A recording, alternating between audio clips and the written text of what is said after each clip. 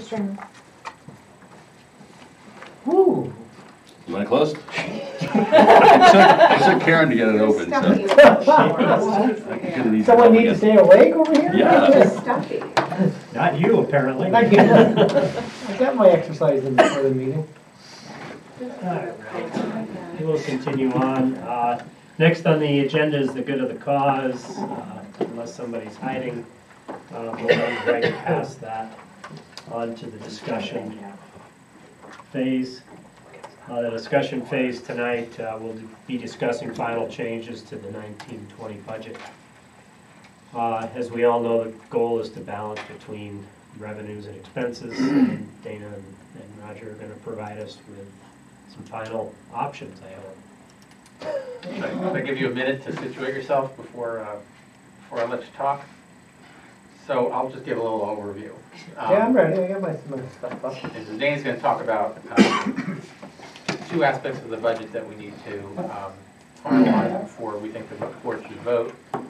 And one of those is a bit of a new issue. We did bring it up a number of months ago, but and that involves the building aid.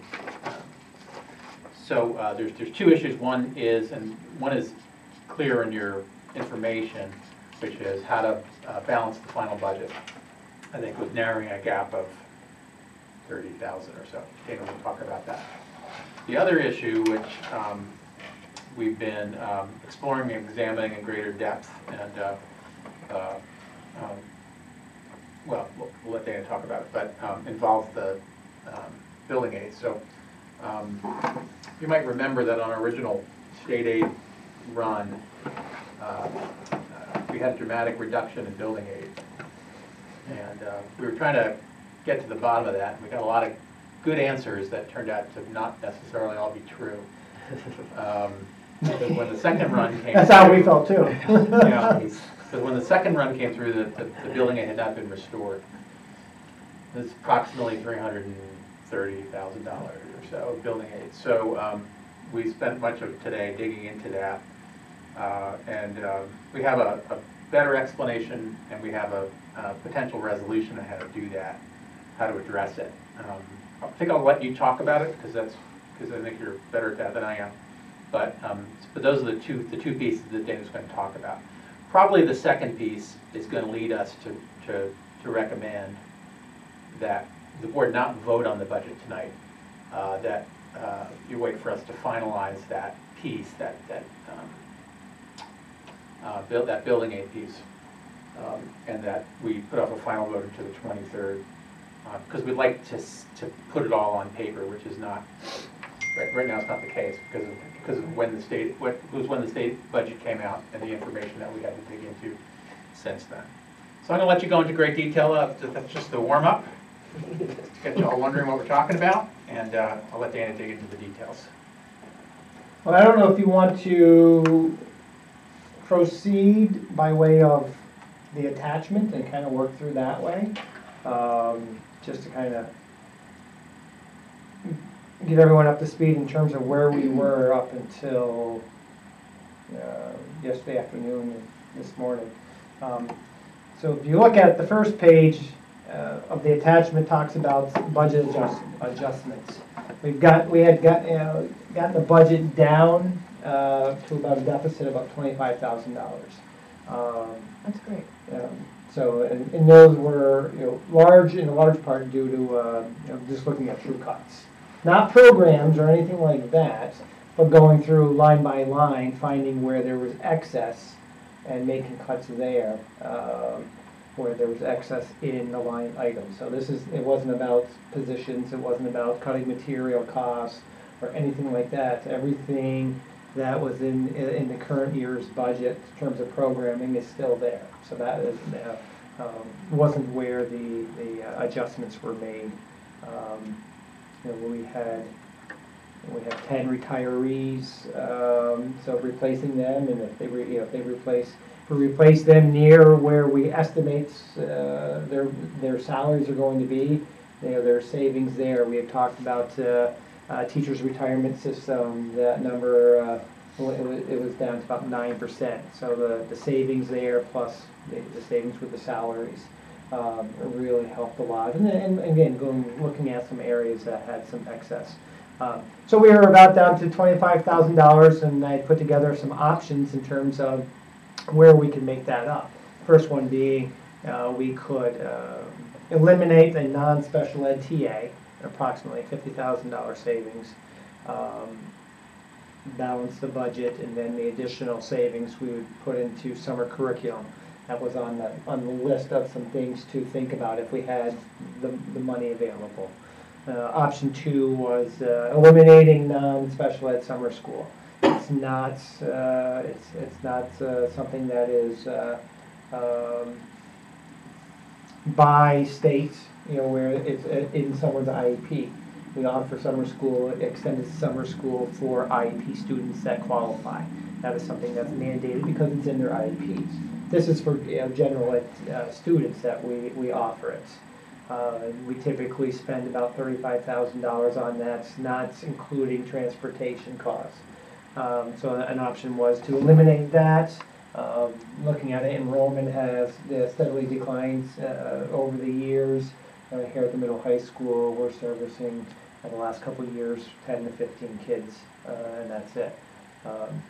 So the savings there, and then the beyond the $25,000, looking at that $10,000 savings into some other items that were on the list to funds, whether it's field trips, contracting for a school, a social worker, things like that, just to kind of take off some of those extra savings.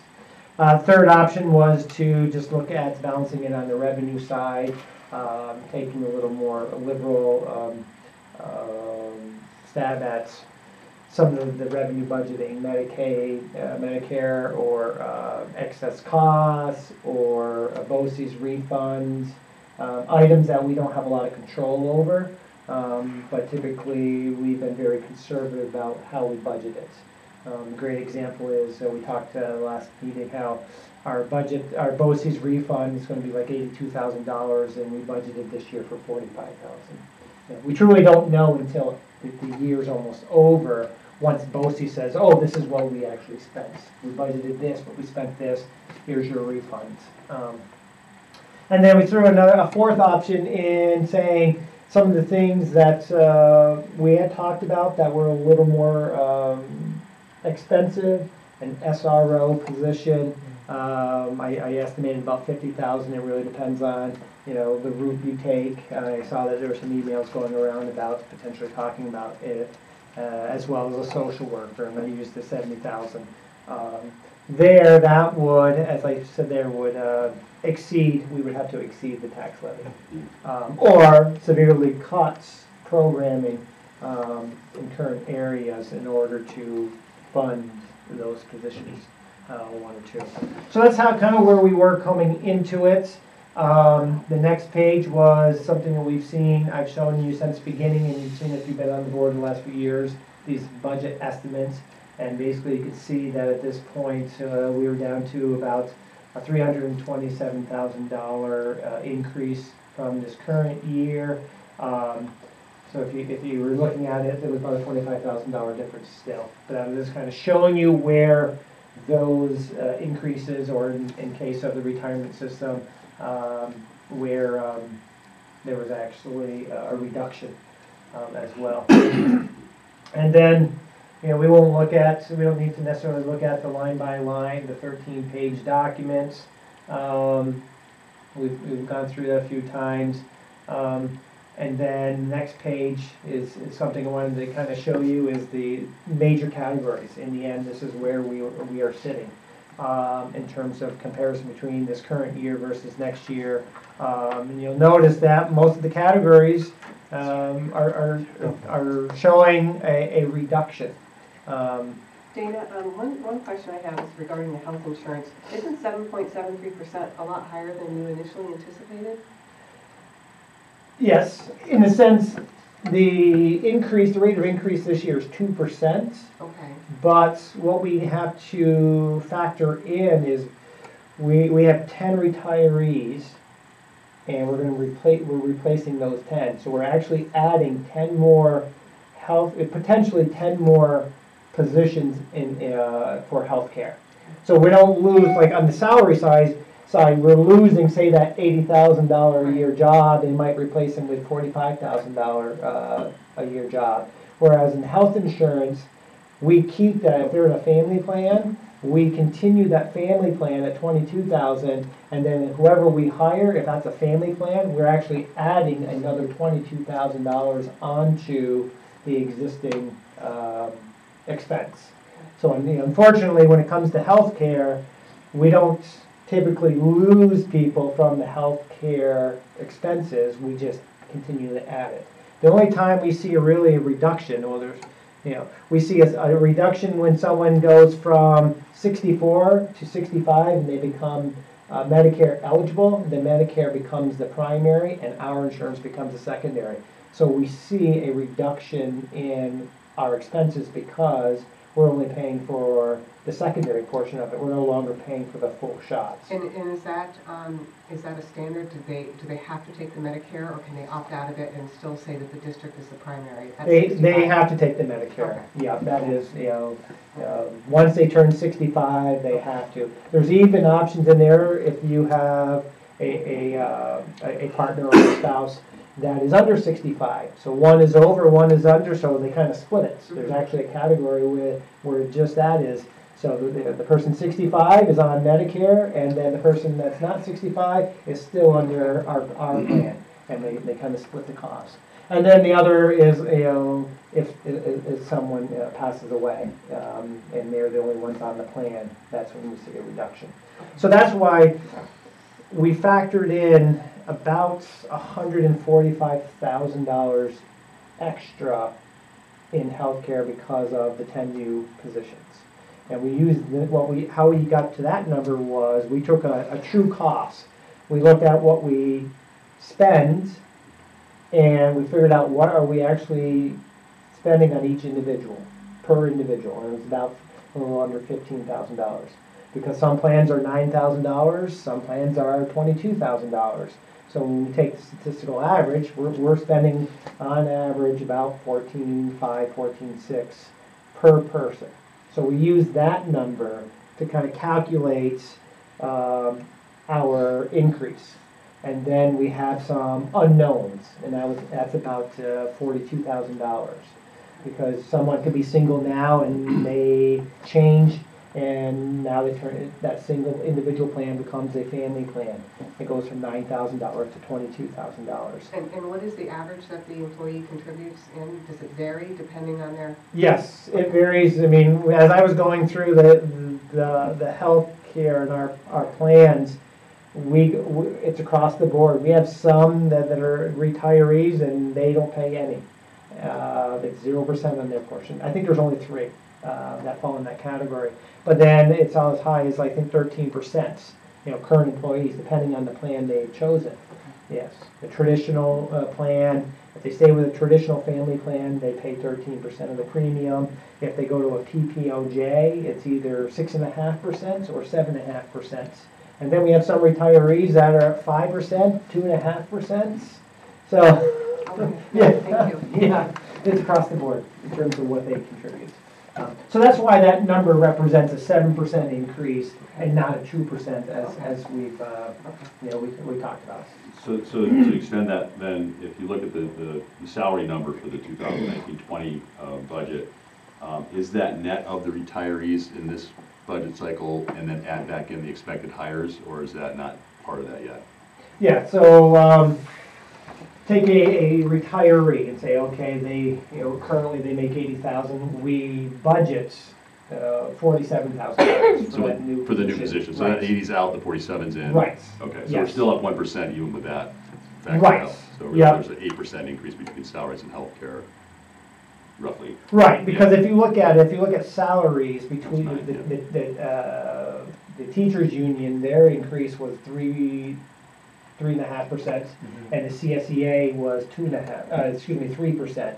So you look at it, I mean, they were getting a 3.5 or a 3% increase. So that's in there as well. That's in there, and why that's only 1% is because of the reduction.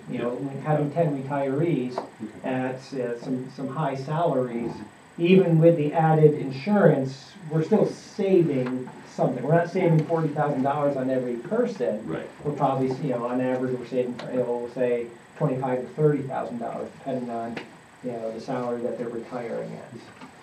Thanks. So that it shows you basically what we're seeing is about a $327,000 increase from this current year to this year. As Roger was mentioning, what is it, the next page? Is the revenue page in there? No.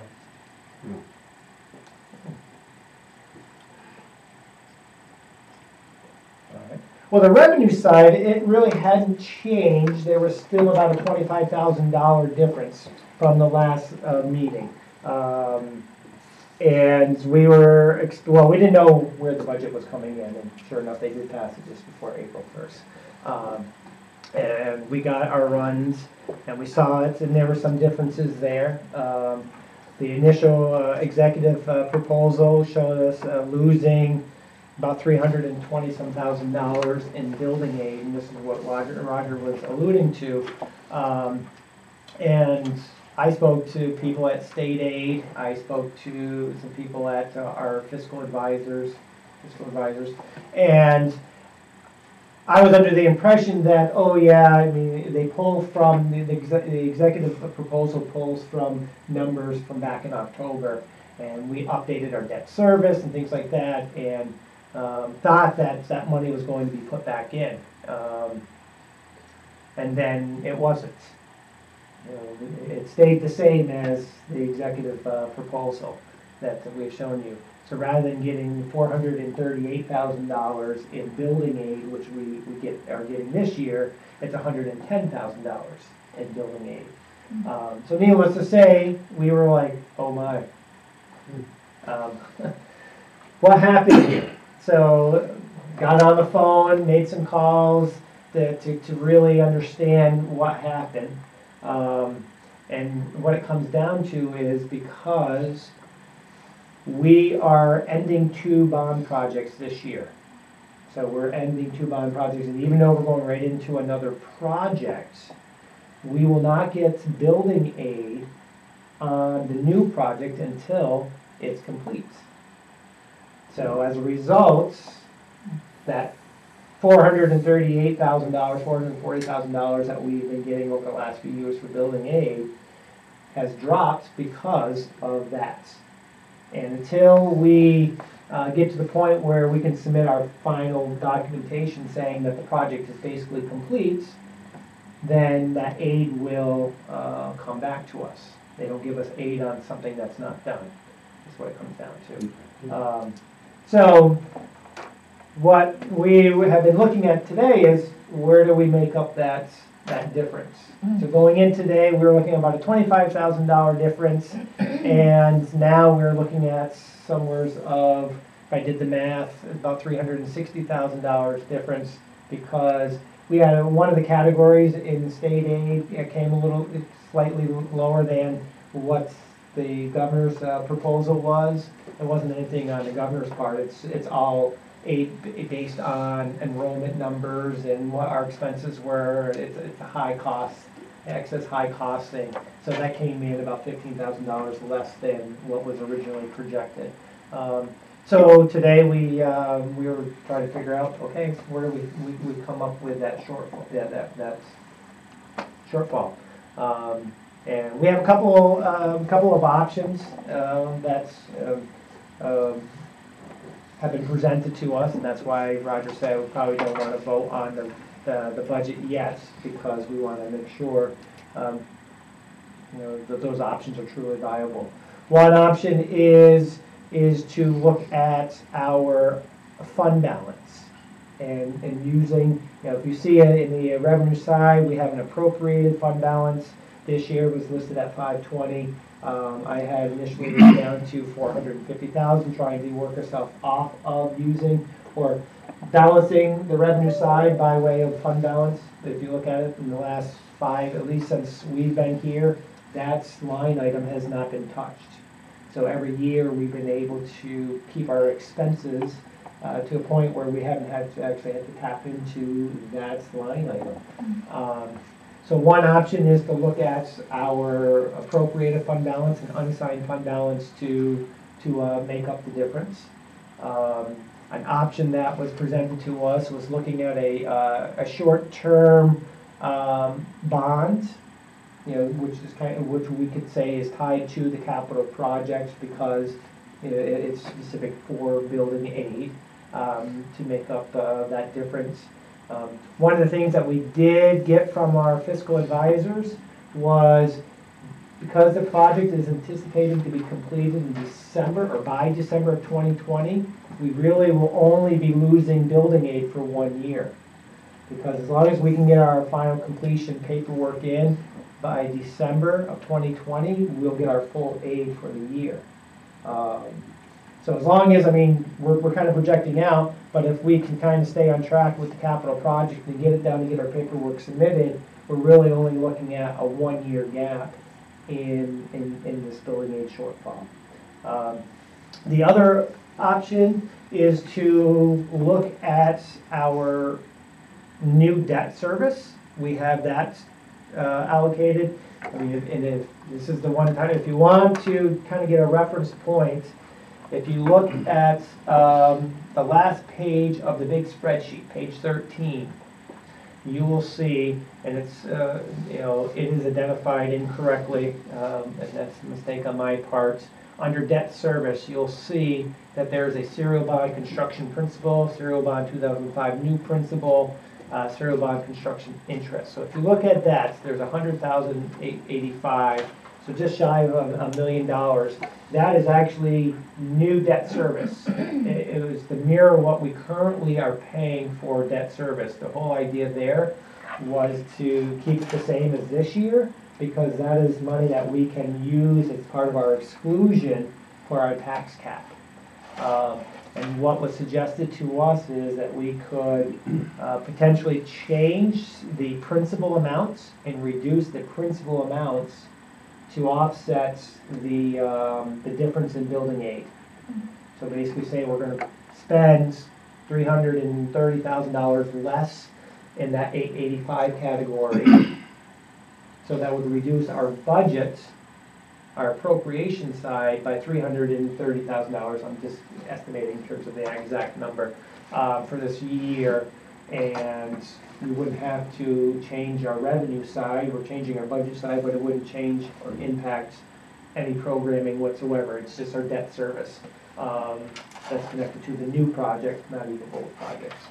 So we're waiting to hear back from one of the advisors who was not present in the phone call. They just wanted to confirm about making that change and how that would play out before going down that road. So that's kind of where we are. Did I get all the options? Yeah, I think so. Just to kind of go back on a couple of them, right?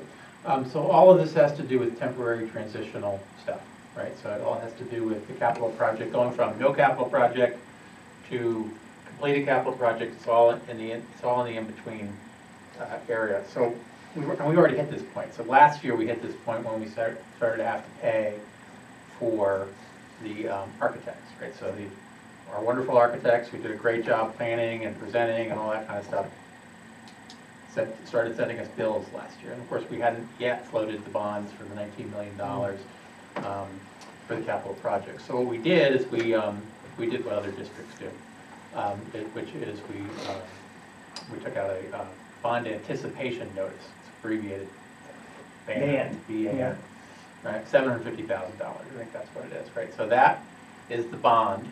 That was the transitional bond to help us pay for the initial cost before we actually float the final bonds, right? So we're already in that. Right. And those temporary bonds roll right into right. the big. And so the idea being then when you float the real bond, then that pays off the right. the bond anticipation notes. So what our advisor group here, that's called their name is Fiscal Advisors Company. It's Fiscal Advisors. What they have suggested is, well, you've already got the bond anticipation note for that transitional piece.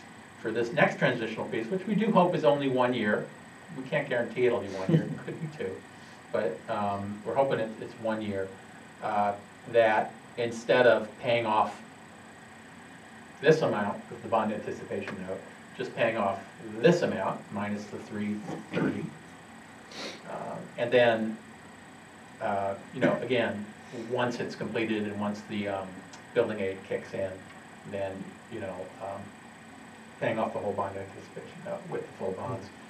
The billing aid is not lost, it is delayed, and that's Right. really the bottom line, Mhm. right? And so what we're talking about is a year delay, or potentially a 2-year delay.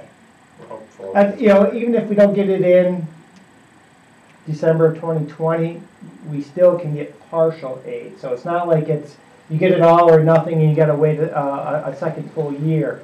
You can get or will get partial aid if it comes in after December of 2020. So yes, some, you know, worst case scenario is we don't get all of it in 2020. And I think there we just, again, look at the debt service, if that's the route to go, and adjust that accordingly, again. So based on your discussion, the board's discussion tonight, you know, one piece is the initial piece that Dana pointed out, which is balancing that last 25,000.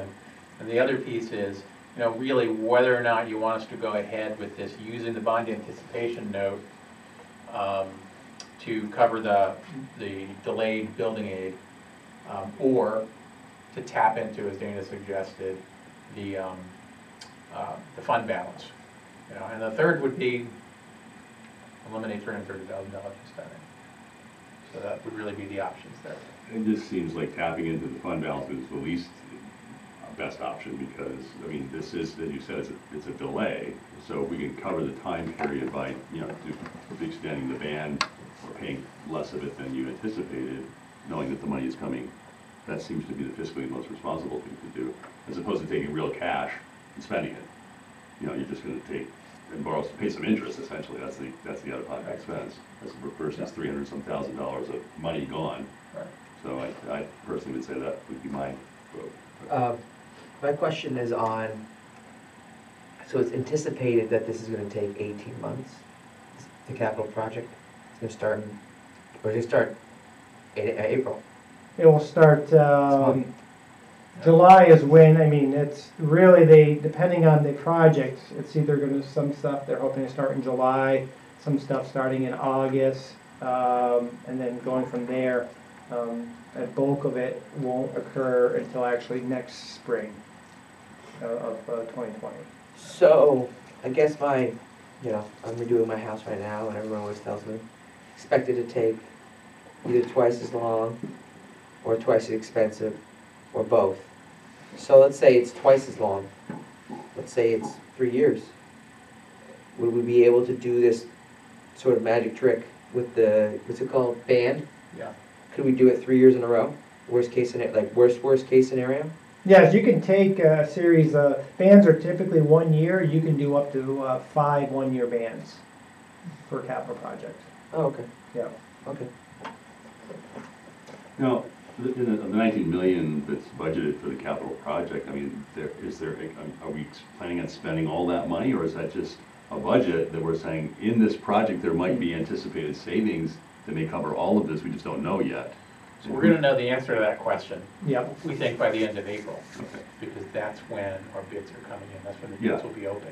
So $300-some thousand, even if it's times 3, is not a huge number when you compare it to $20 or $19 million. Well, 3 times 3 it is, but you know, it's certainly conceivable that there's some of that could be, you know, brought back in savings in the project itself. And our bond itself cannot exceed what the voters approve. Right. Right. It can certainly be less. It certainly can be less, but it can't be more without going back to the voters for a change or figuring out how you're going to pay for additions through the general accounts. So can we use the general, so back to the old, twice as long, twice as expensive.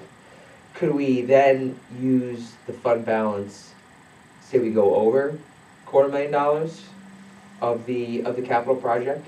Can we use the fund balance, because we have add-ons, right? Right. We could decide if, after getting everything back and there's things that we really want that were extras that don't come in under budgets, you can decide that we're going to fund it a different way, and not have it go through a bond. and the But voters typically, approve. whoever this organization is that's doing the work, they put in a bid, we've accepted it. I mean, unless we make the changes and ask for Right. additional, they're going to stick to their bid. Right. And Right. usually, companies like this, they come in, and unless there's unforeseen things that come up in the infrastructure, they're pretty good about sticking to their timeline too. Thereabouts, maybe not exactly.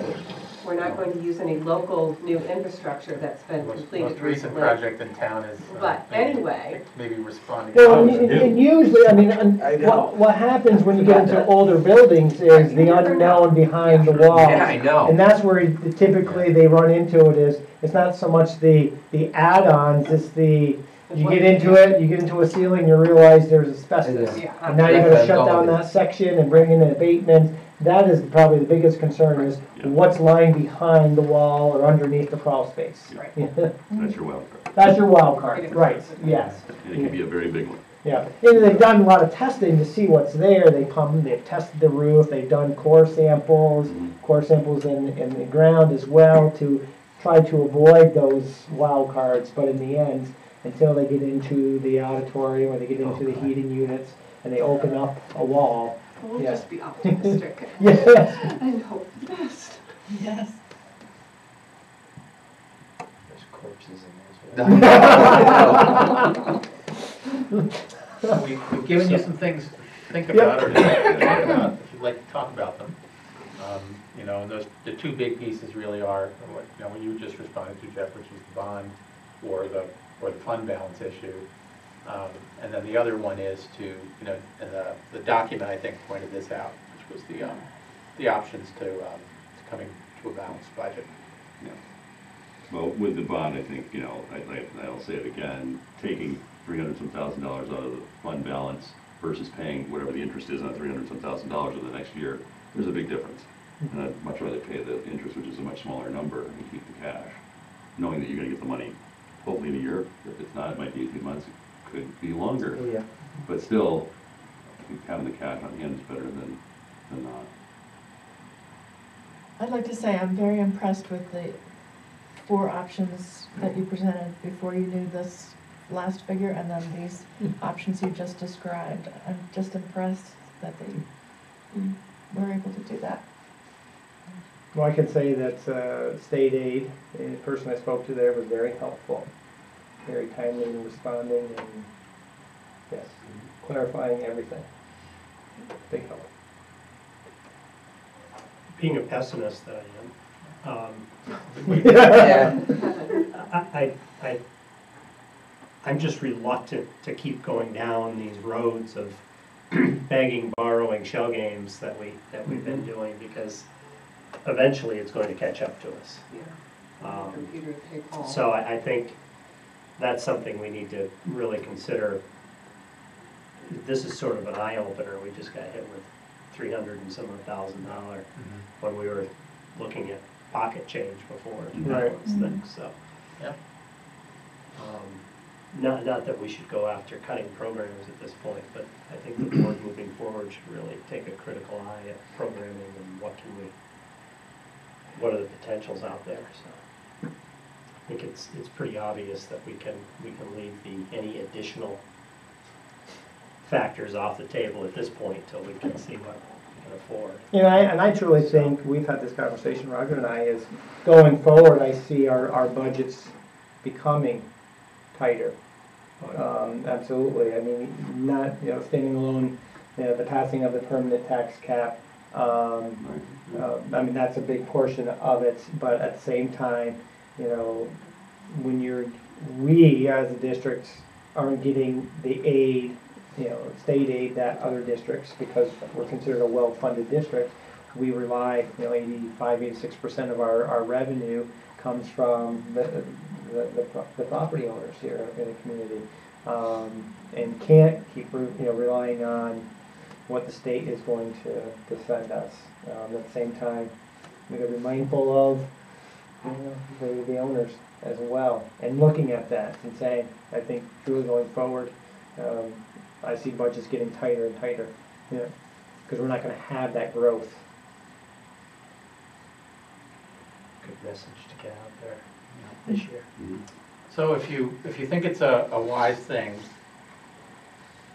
we could put together a final plan for the next meeting, that's the 23rd, with one recommendation.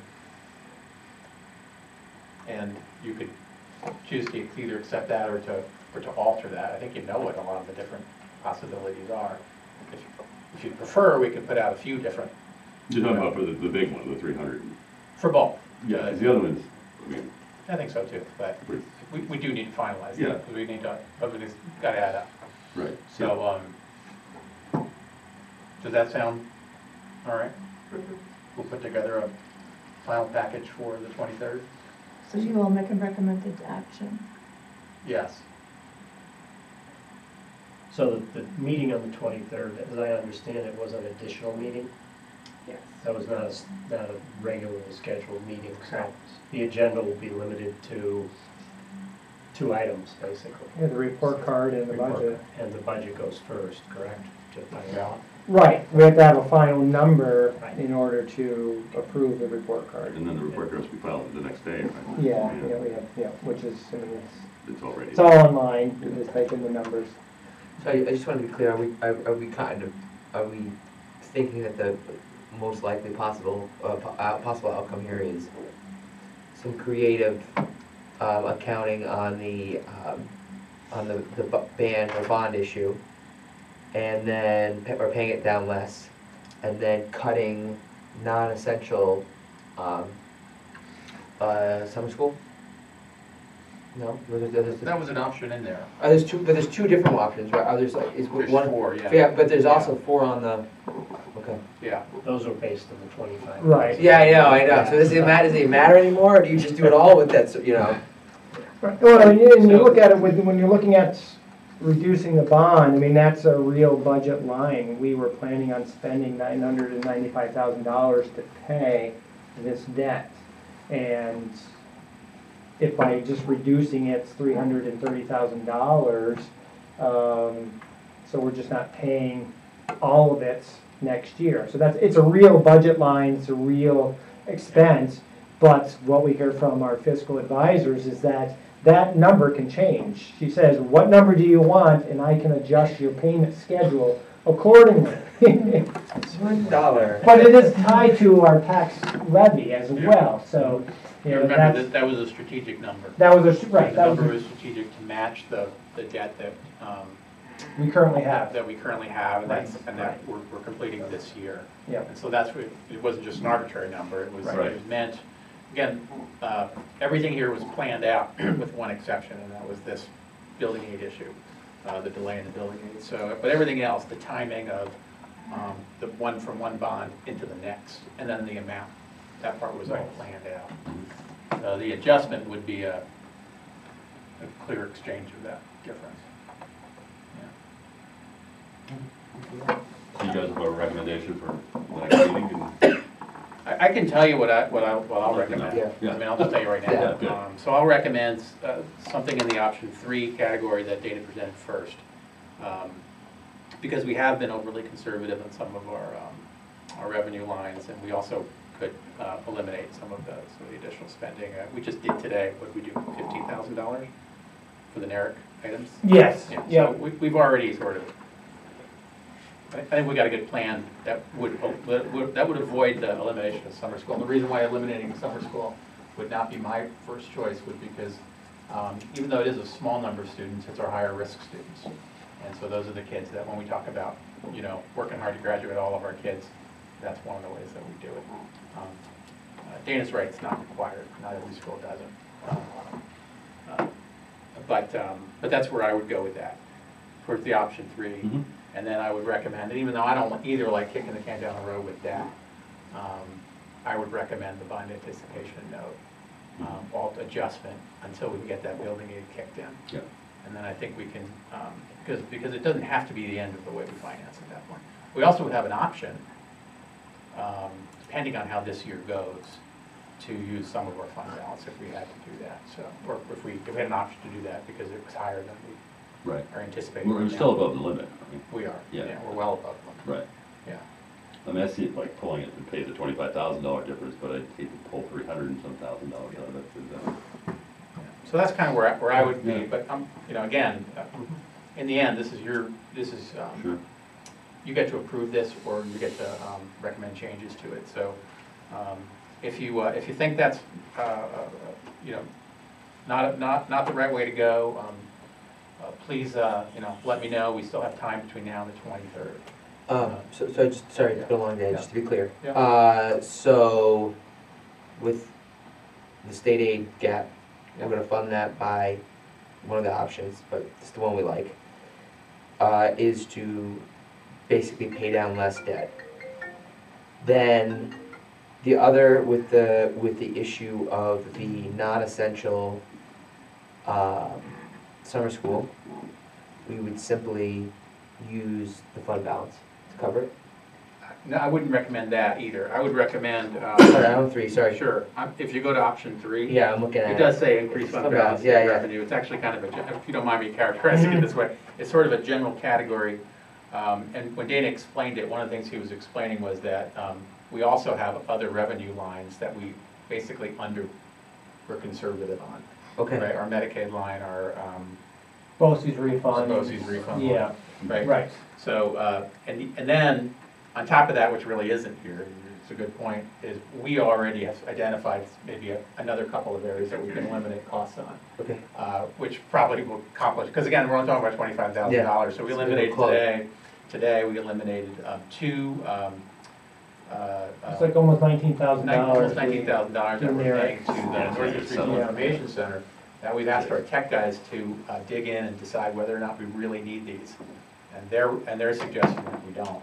And so we've been very hesitant about getting rid of them, because you know how it is, you just don't know until you find out, right? But we think this is a good, reasonable reduction to make. There's one other that we think we can make also, and this, again, new information, don't want to cloud anything, but it is a small number compared to all this stuff. But right now we pay, I don't know, $17,000 for a labor relations service. And I haven't told anybody this. Rick knows our labor relations guy because he's been involved in negotiations. But our labor relations guy has just recently resigned. And so we're left without a labor relations person. And that doesn't worry me. Matter of fact, I think that we can make a change that will serve us better and cost us less by using a more, get this, by using a more expensive legal service known as our attorney.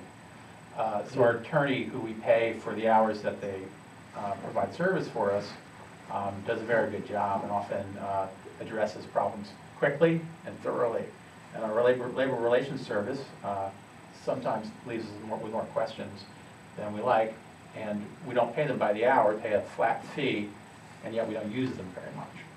So we tend to use both the lawyer and the labor relations service. So I'm thinking, and we're probably going to talk about this a little bit more in the next couple of days, but I'm thinking that we could probably reduce by adding a little more to our legal line and reducing the labor relations service. I think, again, we can eliminate, we're chipping, we're chipping away at things. And so I think that between these chipping away, and if we had to add $5,000 for the Medicaid line or something like that, I think we would all be within very reasonable, still conservative areas to get rid of that $25,000. That's kind of where I'm going. Oh, okay. Yeah, I wasn't too concerned about the $25,000. I figured the revenue was probably a way just to be a little less conservative. We actually thought the state budget Well, would yeah. have been better, and then we wouldn't even have it. That didn't happen. And I think that that's something for us to take notice of, is we're an upstate average funded district, and right now, those are not the districts that are getting the better funding packages. They're the downstate districts, and they're the high need districts.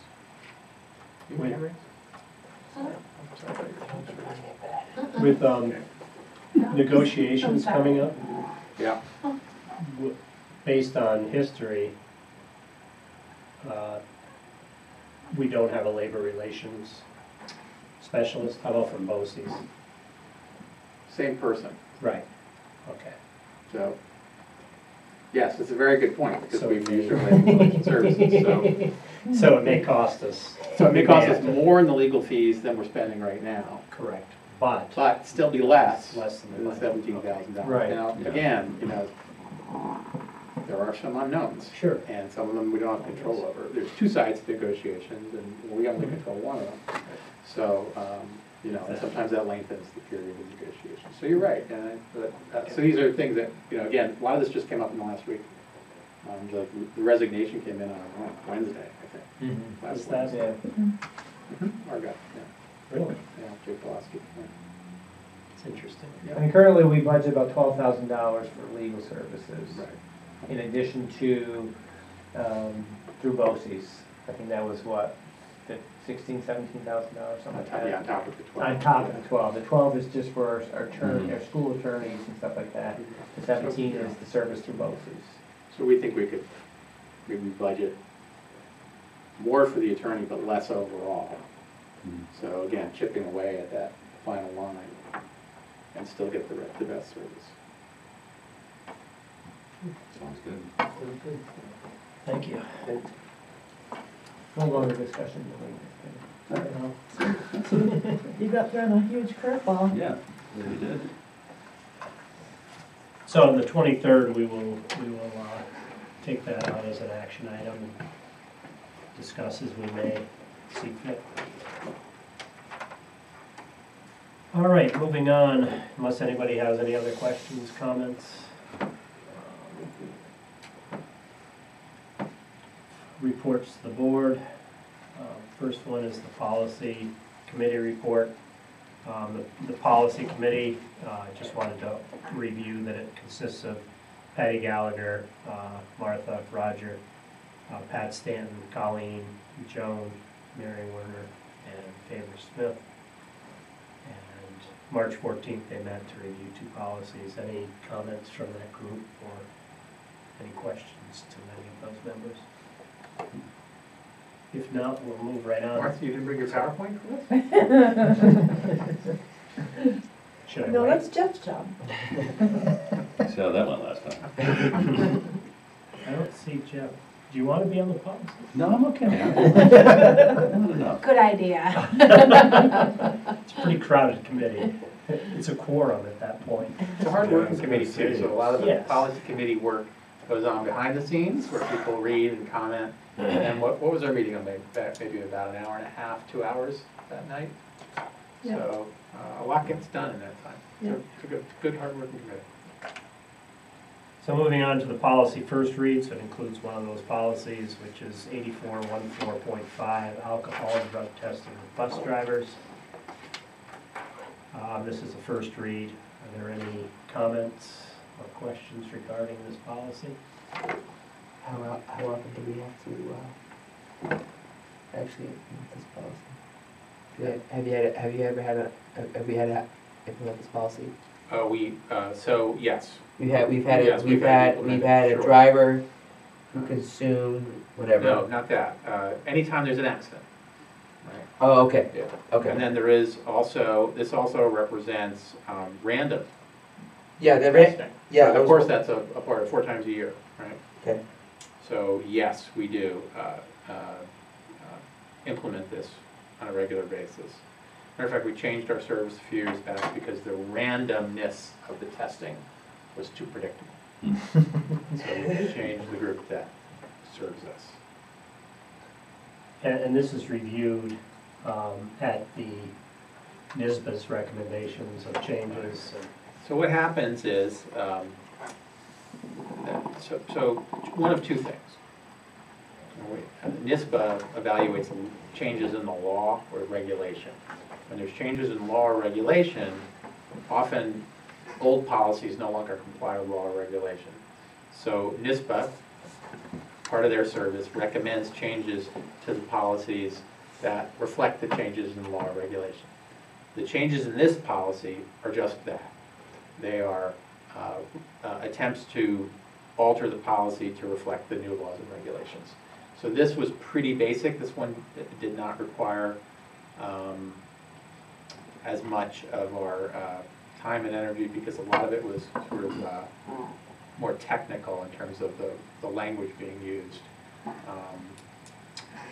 Correct me if you think No, it's I'm missing something or off at all. So the areas that are crossed off and then the areas that are added in, which is the underlined areas, reflect those changes in law regulation. We made a couple of our own alterations, one of which was to eliminate the word serious. So there was a line, you could find it on page, the third page, which says, also no driver shall consume alcohol after being involved in, and says the word serious was part of our policy. This was not one of the law regulations. This was a choice that the policy committee made, eliminate the word serious and just use the term accident.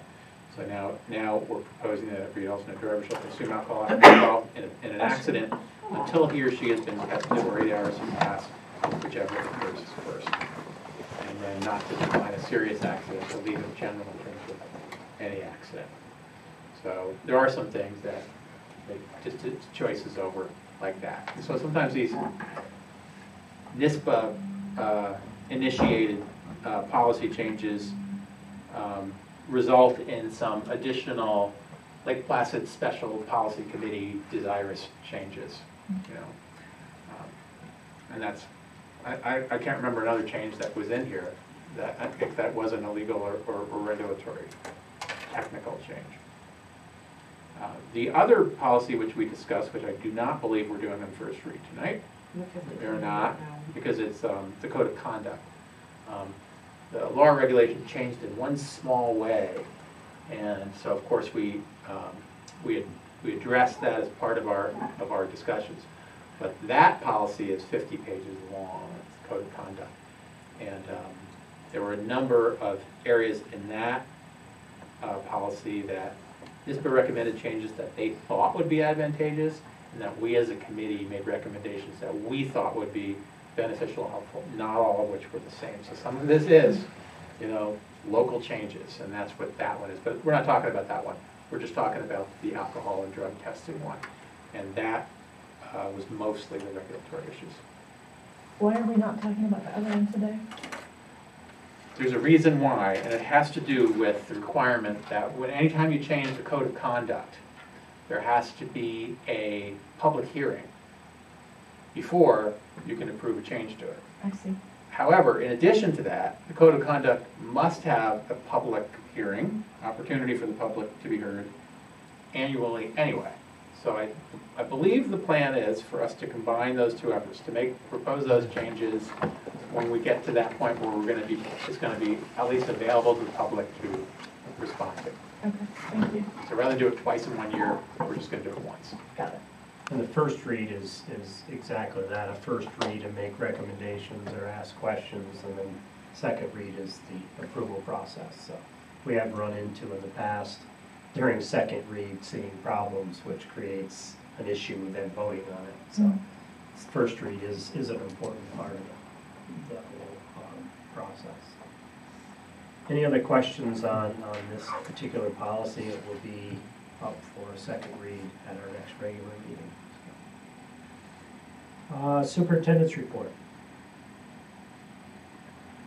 Superintendent's report, okay. So I have 3 things I was going to talk about tonight. One has to do with just a summary of the final state budget, which many of you are already aware of. But the emails from NISPA alone will keep you busy reading about those changes, so I won't go into great detail on that. But I also wanted to mention some athletic department discussions and an important athletic department discussion that we had recently. And then finally fill you in on this week as we head towards spring break before the schools close down for 2 weeks. So first, the executive and legislative branches agreed on the New York State budget sometime in the middle of the night or early Sunday morning, because that's when the information came out, 1 o'clock in the morning or so. And then the information did trickle out on the details. So among the highlights of the final bill, and I'm just narrowing this to things that I think might impact us. There was an agreement that included $280 million more in foundation aid than was originally in the executive budget. The original executive budget had our foundation aid increasing 0.25%, The final budget increased our foundation aid 0.75%. Very small change. Well, Of $9,000. How much? A little over A $9,000. little over $9,000, right. So the foundation aid change was minimally higher. And then there were some other detail changes Dan mentioned before that came in a little lower. It was essentially a wash between the executive budget and the legislative budget, if you ignore that other issue that we just talked about. But other things also came out. The agreement did make the tax cap permanent, and that's going to have implications. We all know, I think, for the future. The agreement also allows districts to establish a new reserve fund. And the reserve fund, although I haven't seen the details of this part of the law, but the reserve funds in general are going to be will allow us to set aside some of our reserves for the teacher retirement system, changes in the cost of the teacher retirement system. It's a pretty big ticket item when it comes to budgeting. You can see that on your in the summary Dana just showed you, and so at times those costs go up dramatically, and if our district chooses to set aside some money for that, my expectation is that you could use that fund to offset the annual dramatic increase when that happens, because it changes every year. So that was an important change that statewide educators have been working to gain that for a number of years now. Other changes, one of the things clarified a confusing piece of state law which did not allow SUNY schools like North Country Community College to accept tuition payments to cover the cost of bridge classes, like what they call it dual enrollment classes, but very similar to our bridge classes.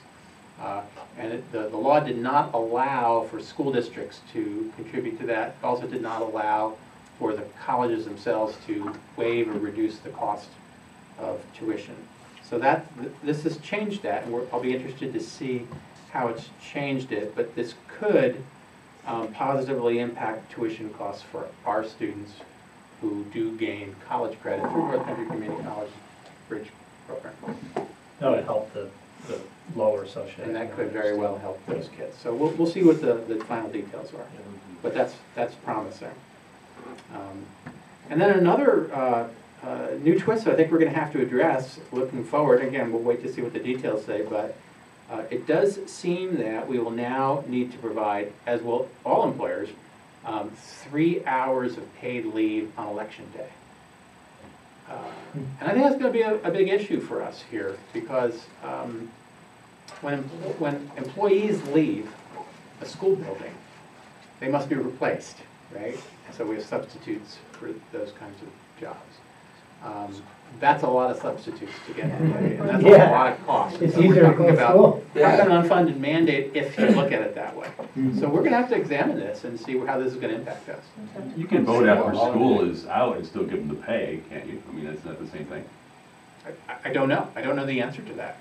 I will get the details, because what happened, of course, is no one's actually read all the details yet. We're getting the summaries out.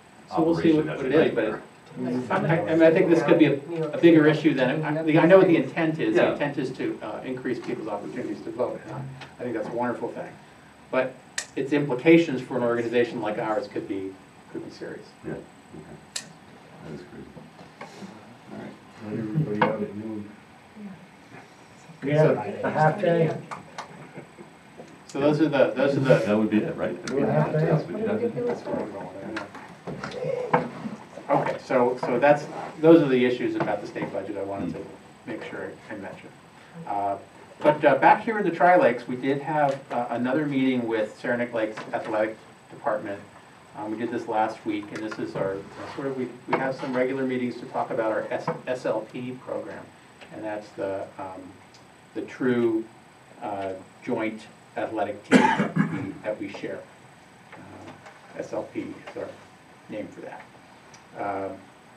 And we did discuss potentially expanding SLP next year. So You might remember that this is the first year, that 2 years ago, we started the SLP girls hockey team. This year, we expanded SLP to include boys lacrosse and girls lacrosse. Up to that point, they were Saranac Lake teams that Lake Placid students were able to participate on. Ideas for next year include moving forward, and I've mentioned this for a long time now here in this, with the board, moving forward on planning for an SLP boys varsity hockey team.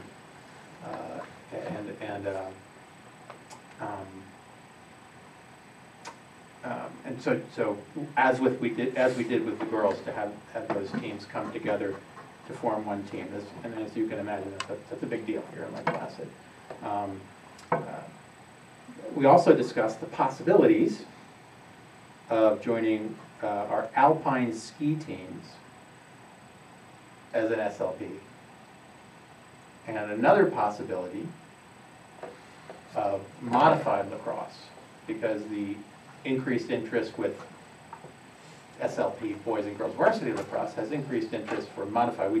There's a modified team, it's a Saranac Lake team. There is no boys team, there's no modified girls team. So we did discuss the possibilities of making the entire lacrosse program SLP.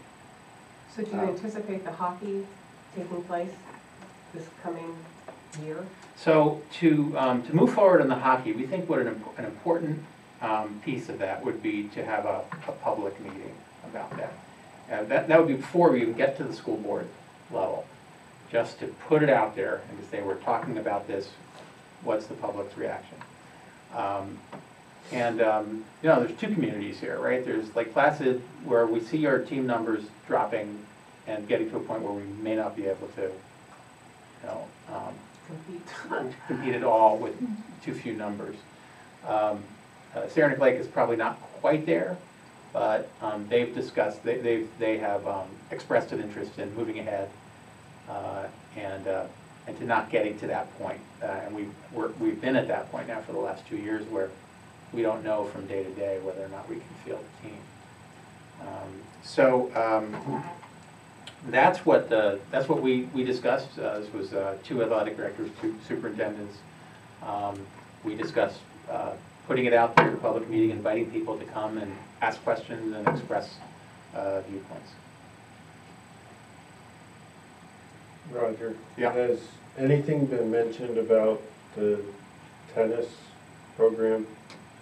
Because I've heard some... So the stumbling block with tennis, and we did talk about tennis, thanks for bringing that up. The stumbling block is the facilities, right? So part of the SLP has been to share it in a way where both communities actually participate in it.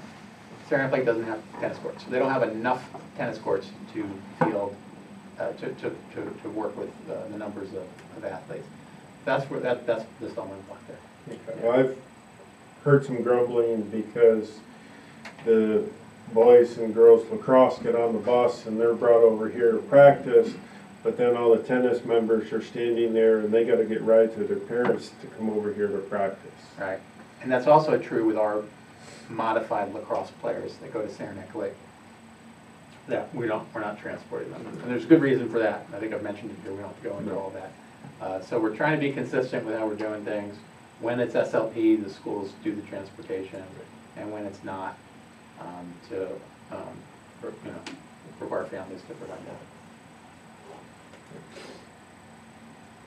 So that's out there. I'm mentioning it here tonight so that you'll know it's out there, and you should feel free to express your opinion or share with friends or neighbors. And we don't want any of this to be secret. We want it to be out there so that if we do it, it's done for the right reasons and with the right amount of support. It's a big step.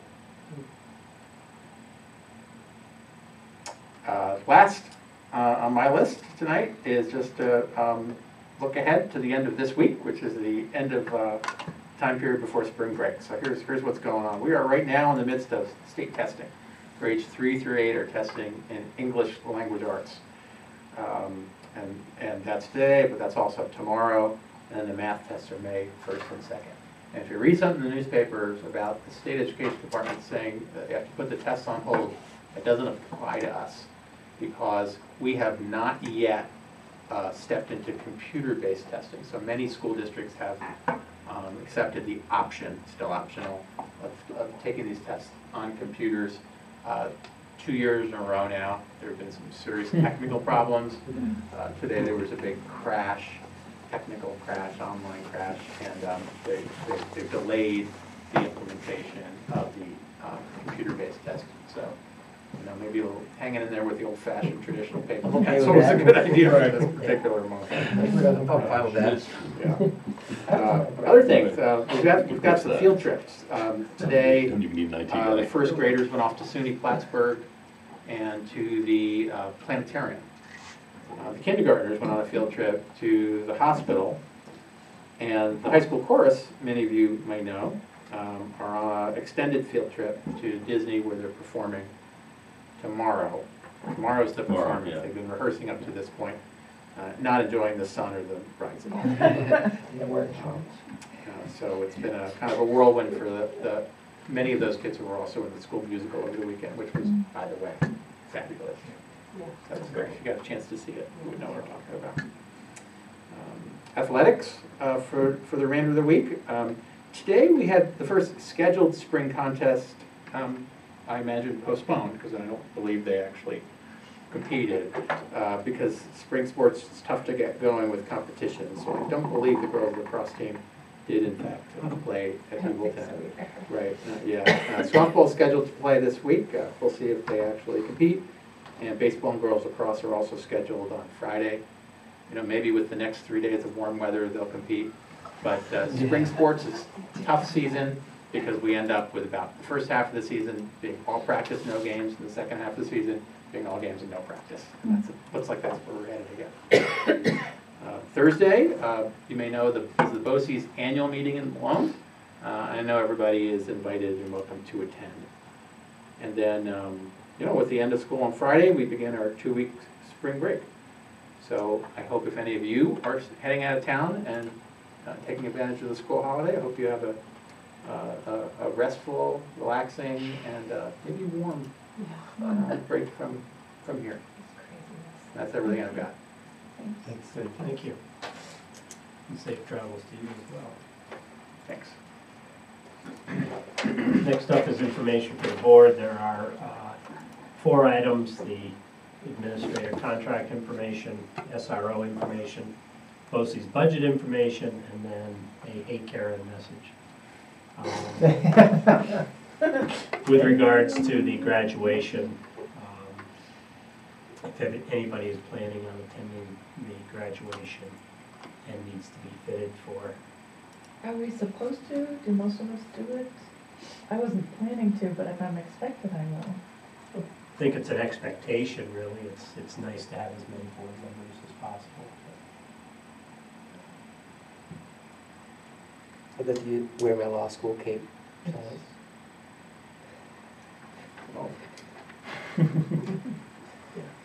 Does it have a big bat on the back? Yes, if you want to, if you want to be part of graduation, you need to have you just have to get that information to me so they can order your stuff. How many members of the board participated in last year's graduation? I was You in weren't the- on at the I- time. I You was- were- I you were was in between. off, so no, Yeah. I didn't have it. Okay. The SRO, just to throw that out there, it doesn't appear as if there's any new information in there other than the cost. There's nothing addressing our concerns, so I No, don't I see didn't it. think so. Well, the interesting thing is that as you buy more of the service, that the unit cost triples. Yeah. Did you see that? Yeah, I'm like, What's up with I'm that? not buying that. I buy 3 of the 20-hour guys. That's right. Can we How do have you sell 3 that? units of the? Yeah, can I have 3 of those and keep that one, because Okay. it's after 20 hours. Linking goals with agenda items. Great. Oh, I just had a quick question on the BOCES budget. Sure. What is itinerant services? So those are services that take place elsewhere. So if somebody might be hired by BOCES, but they might teach one day in Rushton and another day in Chattagay, and maybe another day in Lake Placid, something like that. And that's their wage? That's their, Their wage? Their salary? oh, so where are you looking, just so I know? Oh, I'm sorry, I just Yeah. made notes, I didn't, Yeah, so the lines there represent, I'd have to look very specifically, but they're usually, if you're in the second half, where it's broken down by school districts, so that's the portion that the school districts pay for the itinerant service. It's not their wage. So their wage might be different. But the okay, districts contribute amount of money that would go toward their wage, but might also cover other aspects, like piece of administrative cost, a piece of, I don't know, transportation probably, if they're itinerant, probably putting in for mileage. okay. Sometimes if there's an additional support service attached, so if there was like say a business manager and an administrative assistant, right? The cost might be a portion of the business manager, but also a portion of the administrative assistant. So it's the way BOCES funds itself, is everything that costs they divvy up by the percentage that each district uses of that service. And then they still use their own employment contracts to determine salaries and benefits. Okay, thank you. Any other questions? On Lincoln goals and agenda items, anyone have anything? Just say the button. Finance. Thanks to Dina.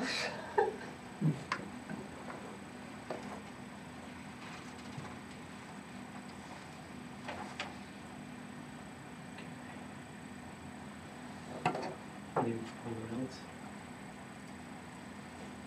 The budget covers 3 different. Yeah, I would say students first and foremost for the budget as well, Yeah. if we can manage to not cut anything.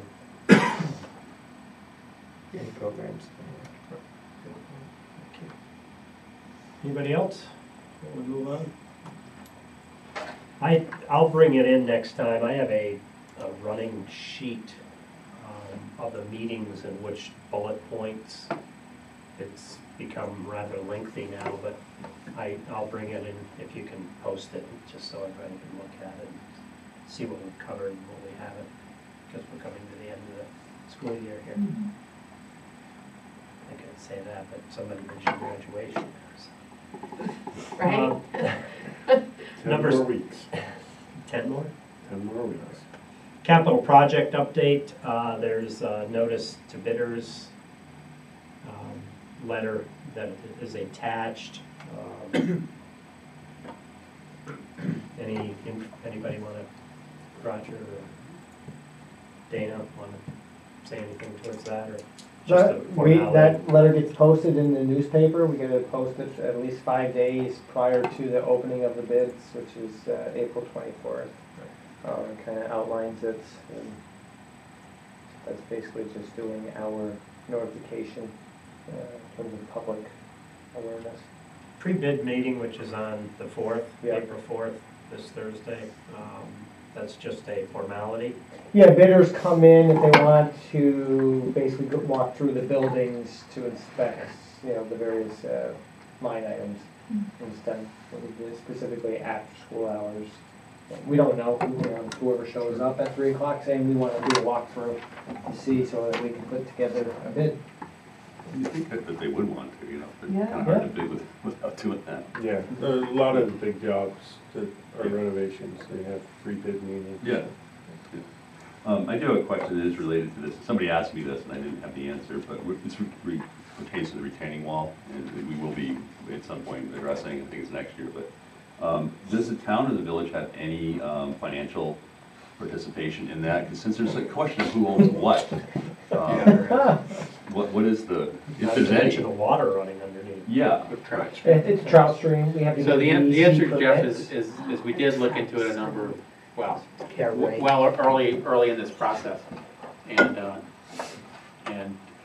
we determined it was ours to pay for. Okay. And that's- They did not. I'm sure they did. The village will claim to the bottom of the wall. Yeah. And that's not just on this wall, any walls Yeah. in the community. Okay, well, as long as you're consistent, then I guess that's all right. The expensive walls, we don't own anyone else? Yeah. we'll discuss it. Okay, Um, thank you. Minutes is under the consent agenda and under personnel, teaching assistant retirement.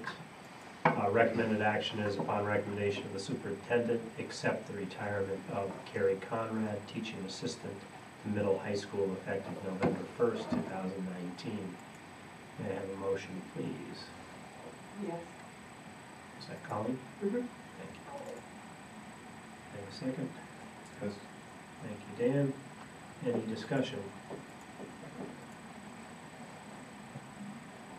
Maybe you're.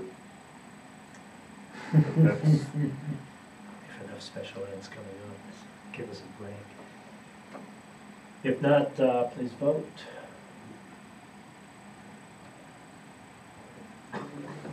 Yes. So 7-4-0 against, the motion passes. Next item under personnel is the appointment of election inspectors and workers for the budget. That was under consent agenda, so. The next item we will table until the 23rd, unless there are objections. School resource officer, just based upon the letter, wanted to make sure it got in there for any, I guess, discussion, and I guess there's no action item with it, is there? No, I We aren't didn't know how, asking for- no, I didn't know how you guys wanted to vote, so. Right, it's because it was a late addition, we Right. thought, if you did want to vote, we could add the language in. Okay. Right. Any discussion on that, or are we all set? Okay. I just wanted to point out the financial thing was kind of Craziness. crazy. They just get crazier and crazier as Yeah. they went on with it. We started out free.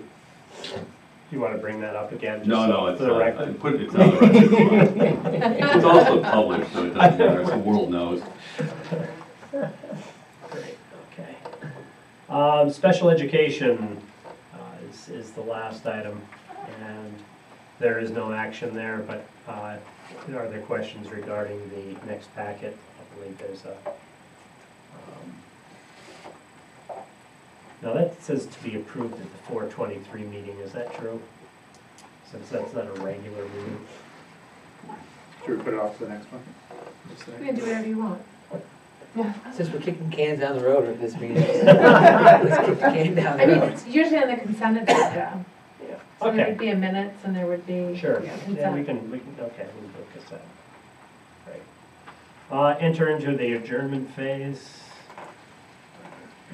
Next meeting, as we've been discussing on an ongoing basis, is April 23rd. That is an extra meeting to approve the budget and adopt the property tax report card, as well as any consent agendas items that are there. April 30th is our regular board meeting and the BOCES vote. And then May 7th, 14th, 21st, all related to budget. And, I'm sorry, the 7th and 14th are budget hearings, Willington, Lake Placid, along with the regular meetings, and of course the vote, so. Are there any old agenda items? Just the board orientation. How you doing? I had to bring that up to me. You asked. I got halfway through the 2016 webinar. I think I'm almost over. I think I'm going to the 17 webinar, but there's some decent suggestions in there, so I will have a report for the next meeting. New agenda items.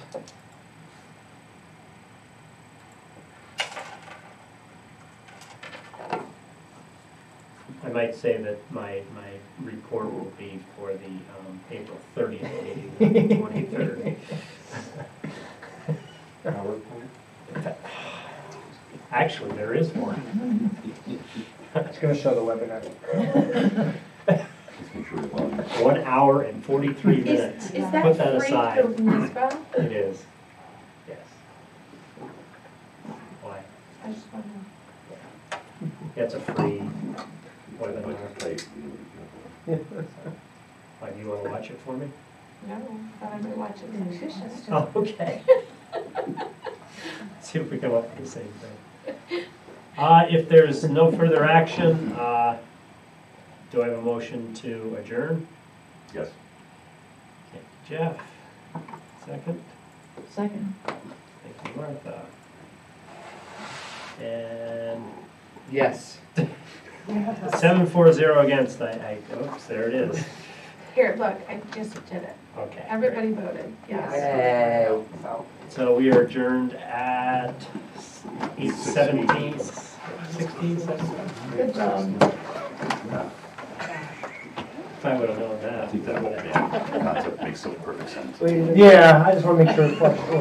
My biggest Right. concern, we'll answer it when we speak to Christine Fowler. Speaking of which, Hopefully tomorrow, is, we have it doesn't to put you down on the ground and beat it out of our, you. About what? tax levy.